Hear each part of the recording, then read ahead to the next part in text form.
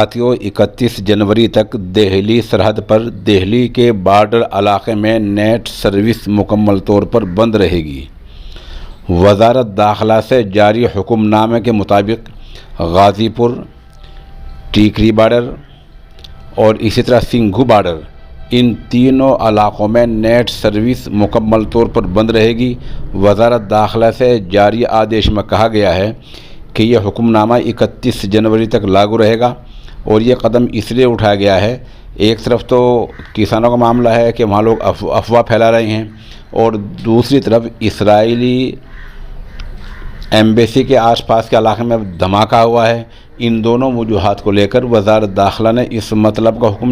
حکم نامہ جاری کیا ہے کہ 31 جنوری تک ٹیکری بارڈر، غازی پور بارڈر اور سنگھو بارڈر پر ان علاقوں میں نیٹ سروس مکمل طور پر بند رہے گی۔ اس کے ساتھ آپ کو بتلا دیں کہ ہریانہ سرکار نے کل اعلان کیا تھا کہ ان 17 ضلعوں میں بھی نیٹ سروس بند رہے گی، جن میں امبالہ، یمنا نگر، کروکشیتر، کرنال، کیتھل، پانی پت، حصار، جیند، روہتک، بھوانی، چرخی دادری، فتح آباد، ریواڑی اور سرسا۔ ان 17 اضلاع میں نیٹ سروس ہریانہ میں فی الحال بند ہے